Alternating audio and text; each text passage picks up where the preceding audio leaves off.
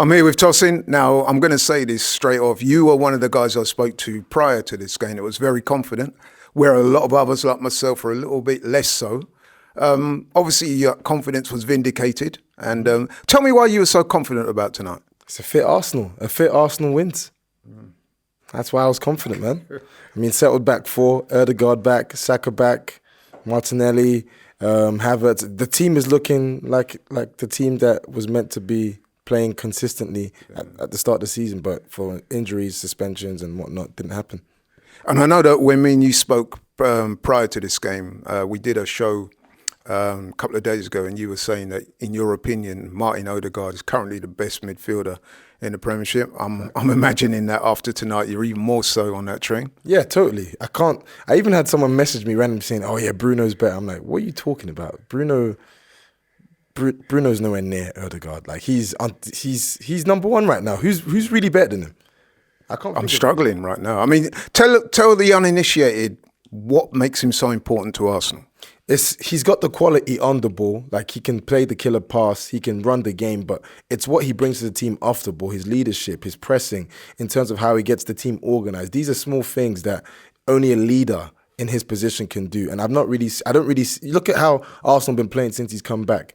It's the reason. This is the reason why we've not been as good. He's a world-class player. Like, a player like him doesn't just go out your team and then, oh yeah, like it's fine, we can find. No, you don't find quick fixes for a player like him. You will feel it regardless of who you got in your squad.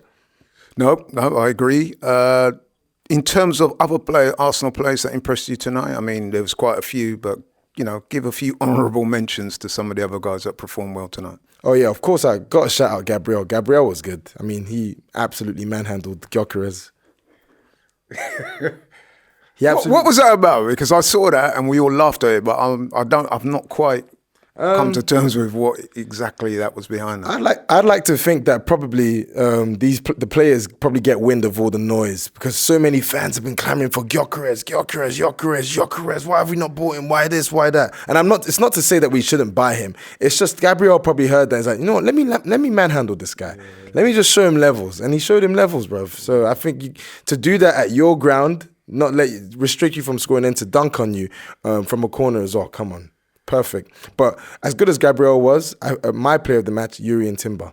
This guy, he might be, in my opinion, probably the most intelligent defender. Next to Ødegaard, he might be the most technically gifted player that the Arsenal squad has got at the moment. He's just supremely good on the ball, can defend. The guy is just incredible. Phenomenal signing.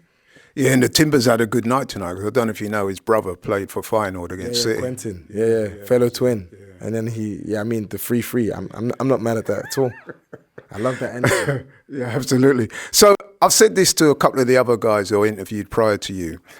One of the things I took from tonight's game is that the manner of the win was so emphatic and the confidence was flowing so much that you can't help but think that projecting forward, this is going to could be a turning point anyway for Arsenal's Premier League aspirations. What do you think?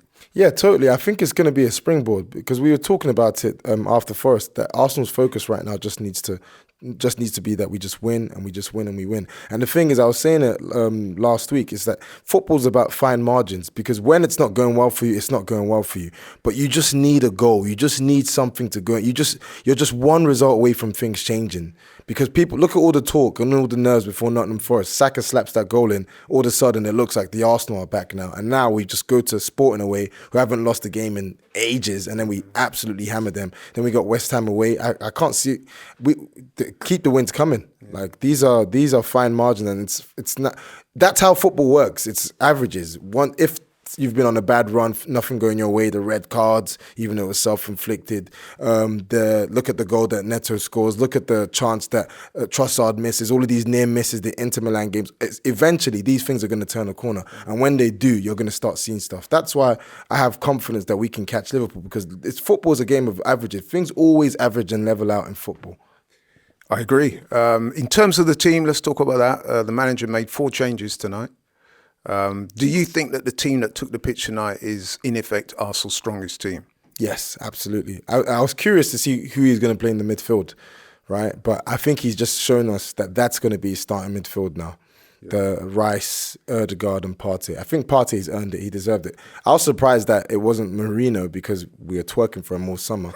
But to see that, it just goes to show that Partey has really surprised people. He's probably been our best central midfielder this season. Yeah, I was going to say, I don't think Partey's getting enough credit this season, man, because let's face it, coming into this last season wasn't his best season. I think that's fair to say. Missed a lot of games through injury. A lot of people are saying, listen, he could be his last year at Arsenal.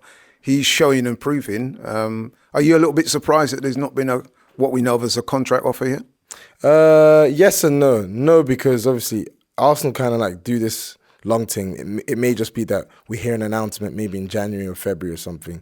But I'm also not surprising that I'm also not surprising that like he's got injury problems. You know, like it's well documented. And what's to say that we give him a new contract and then all of a sudden, oh, I've got an injury again and whatnot. But yeah, let's just keep playing. Let's just see what happens. But I mean, obviously, you can't control injuries, but what I would say is that every time he's taken the pitch this season, even when he's played at right back, which obviously is not his natural position, he's always put in a performance. I don't think his performance level has dipped below a 7 all season yet. Would you agree? Not at all. Yeah, he's been phenomenal. And the pass that he gives to Saka for the second goal, it's just like he's been doing that all season for fun, just line breaking passes for fun. So it's just I'm happy to see this version of Partey playing consistently. So long may it continue, and hopefully he gets a one year contract extension. Another person that not too many people have been talking about in recent weeks, but I thought he had a really good game today. He wasn't asked to do too much, but every time he was called upon, he looked really good and assertive. The goalkeeper, David Raya. Oh, yeah, I was saying, like, last season I was saying, yeah, like, there's no difference between him and Ramsdale. I mean, boy was I wrong. Man, Raya is a really, really good keeper. I love his confidence, specifically when claiming crosses. Like, I just feel safe. I feel safe with him when teams are taking corners against us. I know there's not going to be a fumble. Even the moment where basically, like, the ball's kind of in the air and he catches it and he kind of like pushes it. Yeah. That's not an easy thing to do. We see it on TV. We think, oh yeah, that's so easy. It's not. Yeah, I mean, he did get booked for wasting time, and I think he's been booked a couple of times for that this season, so he needs to watch that. But there was a couple of things he did in particular tonight that I really loved. Like you said, he was very assertive in coming for the ball. His kicking out, both short and long, was very good. And if you notice, whenever he catches a ball, he's always looking to set us off on the attack. And that is really good for us, right? Yeah, 100%. And it goes to show that that's why we bought him. He's like he's a keeper that's trying to get an assist. He's a keeper that's trying to make sure that he can join in with the attack. And it really helps us, especially in games where we're being pinned back by teams just to push us higher up the pitch. And a quick word for the manager. He seemed to have got pretty much everything right tonight. He had been facing quite a bit of criticism during the international break. But how do you think he's bounced back? Well, Haaland told him, stay humble, eh? I think he's humbled himself. This is what I want to see. Humbling yourself. Not being this rigid, inflexible person, but being willing to make change. I loved what I saw. Okay, cool. You're making subs on, 70 minutes. You're making 2 more subs. You're reacting. You're not... Gabriel shows a slight bit of injury. You're not waiting. You're not running Saka into the ground. You're not running Erdegaard into the ground. You're not running Rice into the ground. So I like that. I like that he's changed his approach, and long may it continue, man. I want to see him continue refreshing and changing up the team and really springing a surprise on the opposition.